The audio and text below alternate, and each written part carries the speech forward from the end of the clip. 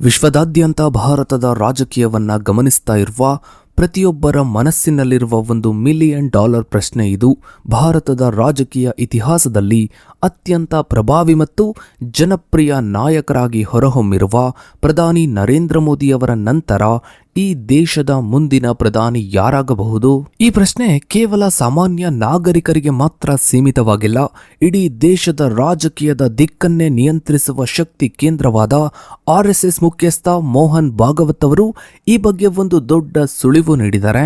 ಅವರ ಆ ಒಂದು ಮಾತು ಇದೀಗ ರಾಷ್ಟ್ರ ರಾಜಕಾರಣದಲ್ಲಿ ಹೊಸ ಸಂಚಲನವನ್ನೇ ಸೃಷ್ಟಿಸಿದೆ. ಹಾಗಾದ್ರೆ ಮೋಹನ್ ಭಾಗವತ್ ಅವರು ನೀಡಿದ ಆ ಒಂದು ದೊಡ್ಡ ಸುಳಿವು ಏನು? ಅವರು ಮುಂದಿನ ಪ್ರಧಾನಿ ಪಟ್ಟದತ್ತ ಯಾರನ್ನ ಸೂಚಿಸ್ತಾ ಇದ್ದಾರೆ? ಅಷ್ಟಕ್ಕೂ ಮೋದಿಯ ಉತ್ತರಾಧಿಕಾರಿ ಯಾರು? ಇದರ ಬಗ್ಗೆ RSS ಏನು ಹೇಳುತ್ತೆ? ಇದರ ಬಗ್ಗೆ ಒಂದು ವಿಶೇಷ ವರದಿ ಇದೆ, ಬನ್ನಿ ನೋಡ್ತಾ ಹೋಗೋಣ. ಸ್ನೇಹಿತರೆ, ಭಾರತೀಯ ರಾಜಕೀಯದಲ್ಲಿ ಪ್ರಧಾನಿ ನರೇಂದ್ರ ಮೋದಿಯವರ ನಂತರ ಬಿಜೆಪಿಯ ನಾಯಕತ್ವವನ್ನ ಯಾರು ವಹಿಸಿಕೊಳ್ತಾರೆ ಎಂಬ ಚರ್ಚೆಯು ಅಸಾಧಾರಣ ಮಹತ್ವವನ್ನ ಪಡೆದುಕೊಂಡಿದೆ. ಈ ನಿರ್ಧಾರವು ಕೇವಲ ಸಂಸದೀಯ ಬಹುಮತದ ಮೇಲೆ ಅವಲಂಬಿತವಾಗಿಲ್ಲ. ಬಿಜೆಪಿಯ ಸೈದ್ಧಾಂತಿಕ ಮಾರ್ಗದರ್ಶಕ ಸಂಸ್ಥೆಯಾದ ರಾಷ್ಟ್ರೀಯ ಸ್ವಯಂ ಸೇವಕ ಸಂಘದ ಅಂದರೆ RSS ಆಂತರಿಕ ವಿವೇಚನೆ ಮತ್ತು ಸಾಂಸ್ಥಿಕ ಕಾರ್ಯಸೂಚಿಯ ಮೇಲೆ ಆಳವಾಗಿ ಅವಲಂಬಿತವಾಗಿದೆ. ಇತ್ತೀಚೆಗೆ RSS ಮುಖ್ಯಸ್ಥ ಮೋಹನ್ ಭಾಗವತ್ ಅವರು 75 ವರ್ಷಗಳ ನಿವೃತ್ತಿ ನಿಯಮದ ಬಗ್ಗೆ ನೀಡಿದ ಸ್ಪಷ್ಟೀಕರಣವು ಪ್ರಧಾನಿ ನರೇಂದ್ರ ಮೋದಿಯವರ ಪ್ರಸ್ತುತ ಅಧಿಕಾರಾವಧಿಯ ಸ್ಥಿರತೆ ಮತ್ತು ಭವಿಷ್ಯದ ಉತ್ತರಾಧಿಕಾರ ಪ್ರಕ್ರಿಯೆಯ ಮೇಲೆ ಮಹತ್ವದ ಪರಿಣಾಮಗಳನ್ನು ಬೀರಿದೆ. ಪ್ರಧಾನಿ ನರೇಂದ್ರ ಮೋದಿಯವರು ಮತ್ತು RSSನ ಮುಖ್ಯಸ್ಥ ಮೋಹನ್ ಭಾಗವತ್ ಅವರು ಇಬ್ಬರು ಸೆಪ್ಟೆಂಬರ್ ತಿಂಗಳಲ್ಲಿ 75ನೇ ವಯಸ್ಸಿಗೆ ಕಾಲಿಡಲಿದ್ದಾರೆ ಎಂಬ ಕಾರಣಕ್ಕಾಗಿ ಇಬ್ಬರು ತಮ್ಮ ಹುದ್ದೆಗಳನ್ನು ತ್ಯಜಿಸಬಹುದು ಎಂಬ ವದಂತಿಗಳು ಇತ್ತೀಚೆಗೆ ರಾಷ್ಟ್ರ ರಾಜಕಾರಣದಲ್ಲಿ ತೀವ್ರ ಚರ್ಚೆಗೆ ಗ್ರಾಸವಾಗಿದ್ವು. ಈ ಊಹಾಪೋಹಗಳಿಗೆ ಕಾರಣವೇನೆಂದರೆ ಬಿಜೆಪಿಯೊಳಗೆ 75 ವರ್ಷ ವಯಸ್ಸನ್ನು ದಾಟಿದ ಹಿರಿಯ ನಾಯಕರನ್ನು ಸರ್ಕಾರಿ ಪಾತ್ರಗಳಿಂದ ದೂರವಿಡುವ ಒಂದು ಅನೌಪಚಾರಿಕ ನಿಯಮ ಅಥವಾ ಸಂಪ್ರದಾಯವಿದೆ ಎಂಬುದು. ಈ ಅನೌಪಚಾರಿಕ ಗಡಿಯನ್ನು RSSನ ಸೈದ್ಧಾಂತಿಕ ಹಿಡಿತದೊಂದಿಗೆ ಜೋಡಿಸಲಾಗಿತ್ತು. ಈ ವದಂತಿಗಳ ರಾಜಕೀಯ ಪರಿಣಾಮವು ತಕ್ಷಣವೇ ಸ್ಪಷ್ಟವಾಯಿತು.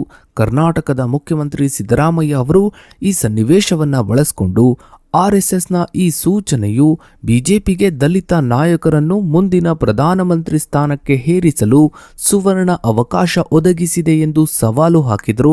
ಈ ಘಟನೆಯು ಉತ್ತರಾಧಿಕಾರ ನಿರ್ಧಾರವು ಕೇವಲ ಆಂತರಿಕ ರಾಜಕೀಯ ವಿಷಯವಾಗಿ ಉಳಿದಿಲ್ಲ, ಬದಲಿಗೆ ದೇಶದ ಸಾಮಾಜಿಕ ಸಮೀಕರಣದ ರಾಜಕೀಯದೊಂದಿಗೆ ಹೇಗೆ ಹೆಣೆದುಕೊಂಡಿದೆ ಎಂಬುದನ್ನು ತೋರಿಸುತ್ತೆ.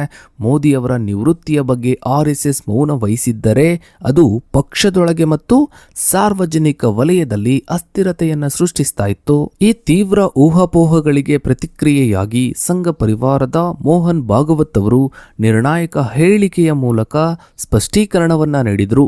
ಇವರು ನಾನು ನಿವೃತ್ತಿಯಾಗುತ್ತೇನೆ ಅಥವಾ ಬೇರೆಯವರು ಕೂಡ 75ನೇ ವಯಸ್ಸಿಗೆ ನಿವೃತ್ತಿಯಾಗಬೇಕು ಎಂದು ನಾನು ಯಾರಿಗೂ ಹೇಳಿಲ್ಲ ಎಂದು ಸ್ಪಷ್ಟಪಡಿಸಿದರು. ಭಾಗವತ್ ಅವರ ಈ ಹೇಳಿಕೆಯು RSSನ ಸೇವೆಯ ಮೂಲ ತತ್ವವನ್ನ ಆಧರಿಸಿದೆ. ಇವರು ಸಂಘದ ಸದಸ್ಯರು, ಸ್ವಯಂ ಸೇವಕರು ಆಗಿದ್ದು ಸಂಘವು ನೀಡಿದ ಯಾವುದೇ ಕೆಲಸವನ್ನ ಮಾಡುತ್ತಾರೆ ಮತ್ತು ಸಂಘವು ಬಯಸುವವರೆಗೂ 80 ವರ್ಷ ವಯಸ್ಸಾಗಿದ್ದರೂ ಸಹ ಕೆಲಸ ಮುಂದುವರಿಸುವುದಾಗಿ ಘೋಷಿಸಿದರು.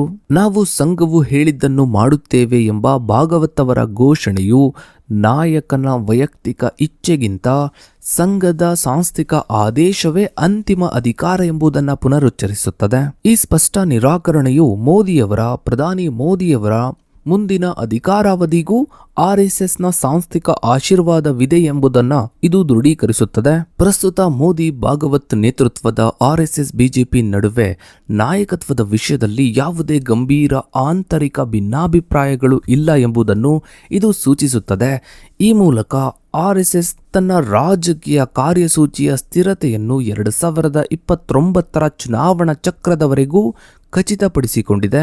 ಭಾಗವತ್ ಅವರು ತಾವು ಅಥವಾ ಮೋದಿ ನಿವೃತ್ತಿ ಆಗುವುದಿಲ್ಲ ಎಂದು ಹೇಳುವಾಗ ಅದರ ಕಾರಣವು ಸಂಘದ ಆದೇಶ ಎಂದು ಸ್ಪಷ್ಟಪಡಿಸಿದರು.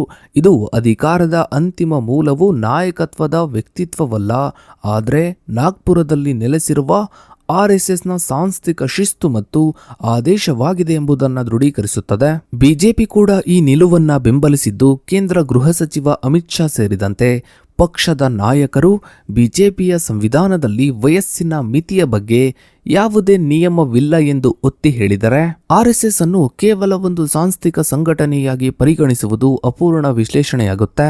ಇದು ಬಿಜೆಪಿಯ ಸೈದ್ಧಾಂತಿಕ ಮತ್ತು ಸಾಂಸ್ಥಿಕ ತಳಹದಿಯಾಗಿದ್ದು ಉತ್ತರಾಧಿಕಾರದ ಆಯ್ಕೆಯ ಪ್ರಕ್ರಿಯೆಯಲ್ಲಿ ಇದು ನಿರ್ಣಾಯಕ ಪಾತ್ರ ವಹಿಸಲಿದೆ.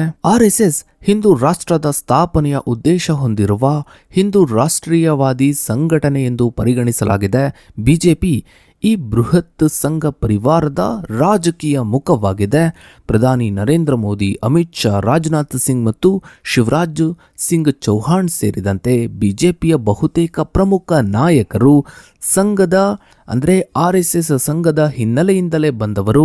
2014ರಿಂದೀಚೆಗೆ ಬಿಜೆಪಿ ಮತ್ತು ಆರ್ಎಸ್ಎಸ್ ನಡುವಿನ ಸಹಯೋಗವು ಹಿಂದಿಗಿಂತಲೂ ಹೆಚ್ಚು ಆಳವಾಗಿ ಬೆಳೆದಿದೆ. ಶೈಕ್ಷಣಿಕ ವಿಶ್ಲೇಷಣೆಯ ಪ್ರಕಾರ ಬಿಜೆಪಿಯ ಸಂಘಟನಾ ಮಾದರಿಯು ಈಗ ಆರ್ಎಸ್ಎಸ್ನ ಟೆಂಪ್ಲೇಟ್ ಅನ್ನ ಆಧರಿಸಿದೆ. ಆರ್ಎಸ್ಎಸ್ ಕಾರ್ಯಕರ್ತರು ಚುನಾವಣೆಗಳಲ್ಲಿ ಬೂತ್ ಮಟ್ಟದಲ್ಲಿ ನಿರ್ವಹಣೆ, ಕಲ್ಯಾಣ ಯೋಜನೆಗಳ ಅನುಷ್ಠಾನ ಮತ್ತು ಜಾತಿ ಡೈನಾಮಿಕ್ಸ್ ನಿರ್ವಹಣೆಯಂತಹ ಕ್ಷೇತ್ರಗಳಲ್ಲಿ ನೇರವಾಗಿ ತೊಡಗಿಕೊಂಡಿದ್ದಾರೆ. ಉತ್ತರಾಧಿಕಾರಕ್ಕೆ ಬರುವ ಯಾವುದೇ ನಾಯಕನಿಗೆ ಸಂಘಟನೆಯೊಂದಿಗಿನ ಬಾಂಧವ್ಯವು ಕೇವಲ ಹಿಂದಿನದ್ದಾಗದೆ ಆರ್ಎಸ್ಎಸ್ನ ತತ್ವಗಳನ್ನು ಅನುಸರಿಸಿ ಬಿಜೆಪಿಯ ತಳಮಟ್ಟದಲ್ಲಿ ನಿರ್ವಹಿಸುವ ಸಾಮರ್ಥ್ಯದ ಮೇಲೆ ನಿಂತಿರುತ್ತದೆ. ಇದು ಅಮಿತ್ ಶಾ ಅವರಂತಹ ಸಾಂಸ್ಥಿಕ ತಂತ್ರಜ್ಞಾನದಲ್ಲಿ ಪರಿಣಿತಿ ಹೊಂದಿದ ನಾಯಕರಿಗೆ ಹೆಚ್ಚಿನ ಅನುಕೂಲವನ್ನ ಒದಗಿಸುತ್ತದೆ. ಇನ್ನು ಬಿಜೆಪಿಯ ರಾಷ್ಟ್ರೀಯ ಅಧ್ಯಕ್ಷರ ಪ್ರಸ್ತುತ ಜೆಪಿ ನಡ್ಡಾ ಆಯ್ಕೆಯ ಪ್ರಕ್ರಿಯೆಯು ಪ್ರಧಾನಿ ಉತ್ತರಾಧಿಕಾರ ಚರ್ಚೆಯೊಂದಿಗೆ ನಿಕಟವಾಗಿ ಹೆಣೆದುಕೊಂಡಿದೆ. ರಾಷ್ಟ್ರೀಯ ಅಧ್ಯಕ್ಷ ಸ್ಥಾನವು ಪ್ರಧಾನಿ ಆಕಾಂಕ್ಷಿಗಳಿಗೆ ಪಕ್ಷದ ನಿಯಂತ್ರಣವನ್ನು ಖಚಿತಪಡಿಸಿಕೊಳ್ಳಲು ಪ್ರಮುಖ ಹೆಜ್ಜೆಯಾಗಿದೆ. ಹೊಸ ಅಧ್ಯಕ್ಷರ ಆಯ್ಕೆಗೆ ಕೇಂದ್ರ ಸಚಿವರಾದ ಧರ್ಮೇಂದ್ರ ಪ್ರಸಾದ್, ಭೂಪೇಂದ್ರ ಯಾದವ್, ಶಿವರಾಜ್ ಸಿಂಗ್ ಚೌಹಾಣ್ ಮತ್ತು ವಿನೋದ್ ಅವರಂತಹ ಹೆಸರುಗಳು ಚರ್ಚೆಯಲ್ಲಿವೆ. ಈ ಸ್ಥಾನಕ್ಕೆ ಆಯ್ಕೆಯಾಗುವ ನಾಯಕನು ಆರ್ಎಸ್ಎಸ್ನಿಂದ ಬಲವಾದ ಆಶೀರ್ವಾದವನ್ನ ಹೊಂದಿರುತ್ತಾನೆ ಮತ್ತು ಭವಿಷ್ಯದಲ್ಲಿ ಉನ್ನತ ನಾಯಕತ್ವದ ಪಾತ್ರಕ್ಕಾಗಿ ಗಂಭೀರವಾಗಿ ಪರಿಗಣಿಸಲ್ಪಡುವ ಸಾಧ್ಯತೆ ಇರುತ್ತೆ. ಪ್ರಧಾನಿ ಮೋದಿಯವರ ನಂತರದ ನಾಯಕತ್ವಕ್ಕಾಗಿ ಸ್ಪರ್ಧಿಸ್ತಾ ಇರುವ ಪ್ರಮುಖ ಆಕಾಂಕ್ಷಿಗಳು ವಿಭಿನ್ನ ರಾಜಕೀಯ ಮತ್ತು ಸಾಂಸ್ಥಿಕ ಹಿನ್ನೆಲೆಯನ್ನ ಹೊಂದಿದ್ದಾರೆ. ಇವರ ಸಾಮರ್ಥ್ಯವನ್ನು ಸಾರ್ವಜನಿಕರ ಒಲವು ಮತ್ತು ಆರ್ಎಸ್ಎಸ್ನ ಸಾಂಸ್ಥಿಕ ಅವಶ್ಯಕತೆಗಳ ಆಧಾರದ ಮೇಲೆ ವಿಶ್ಲೇಷಿಸುವುದು ನಿರ್ಣಾಯಕ. ಅಮಿತ್ ಶಾ ಅವರು ಪ್ರಸ್ತುತ ಕೇಂದ್ರ ಗೃಹ ಸಚಿವರಾಗಿ ಮತ್ತು ಸಹಕಾರ ಸಚಿವರಾಗಿ ಸೇವೆಯನ್ನ ಸಲ್ಲಿಸ್ತಾ ಇದ್ದಾರೆ. ಇವರು ಬಿಜೆಪಿಯ ಅಗ್ರ ತಂತ್ರಜ್ಞರಾಗಿದ್ದು 2014ರಿಂದ ಪಕ್ಷದ ಚುನಾವಣಾ ಯಶಸ್ಸಿನ ಹಿಂದೆ ವಾಸ್ತುಶಿಲ್ಪಿ ಎಂದು ಪರಿಗಣಿಸಲ್ಪಟ್ಟಿದ್ದಾರೆ. ಆಡಳಿತ ಮತ್ತು ಸಂಘಟನೆ ಎರಡರ ಮೇಲೂ ಮೋದಿ ಅವರೊಂದಿಗೆ ಸಮಾನಾಂತರ ನಿಯಂತ್ರಣವನ್ನ ಸಾಧಿಸಿರುವ ಅಮಿತ್ ಶಾ ಅವರು ಸಾರ್ವಜನಿಕರ ಸಮೀಕ್ಷೆಯಲ್ಲಿ ಮುನ್ನಡೆಯನ್ನ ಸಾಧಿಸಿದ್ದಾರೆ. ಒಟ್ಟಾರೆಯಾಗಿ ಮುಂದಿನ ಚುನಾವಣೆಯ ಸಮಯದಲ್ಲಿ ಮೋದಿಯ ಉತ್ತರಾಧಿಕಾರಿ ಯಾರು ಎಂಬ ಬಗ್ಗೆ ತುಂಬಾ ದೊಡ್ಡ ಮಟ್ಟದಲ್ಲಿ ಚರ್ಚೆ ಶುರುವಾಗಲಿದೆ. ಇನ್ನು ನಿಮ್ಮ ಪ್ರಕಾರ ಮೋದಿಯ ಉತ್ತರಾಧಿಕಾರಿ ಯಾರು, ಬಿಜೆಪಿಯ ಮುಂದಿನ ಪ್ರಧಾನಿ ಯಾರು ಎಂಬ ಬಗ್ಗೆ ತಪ್ಪದೆ ನಿಮ್ಮ ಅನಿಸಿಕೆ ಅಭಿಪ್ರಾಯಗಳನ್ನು ಕಮೆಂಟ್ ಸೆಕ್ಷನ್ನಲ್ಲಿ ಕಮೆಂಟ್ ಮಾಡಿ. ಹಾಗೆ ವಿಡಿಯೋಗೊಂದು ಲೈಕ್ ಮಾಡ್ತಾ ವಿಡಿಯೋನ ಆದಷ್ಟು ಎಲ್ಲ ಕಡೆ ಶೇರ್ ಮಾಡಿ. ನೀವಿನ್ನು ನಮ್ಮ ಚಾನಲ್ಗೆ ಸಬ್ಸ್ಕ್ರೈಬ್ ಆಗಿಲ್ಲ ಅಂದರೆ ಕೆಳಗಡೆ ಕಾಣೋ ಸಬ್ಸ್ಕ್ರೈಬ್ ಬಟನ್ನ ಕ್ಲಿಕ್ ಮಾಡಿ. ಹಾಗೆ ಪಕ್ಕದಲ್ಲಿ ಕಾಣೋ ಬೆಲ್ ಐಕಾನ್ ಕೂಡ ಕ್ಲಿಕ್ ಮಾಡಿ. Thanks for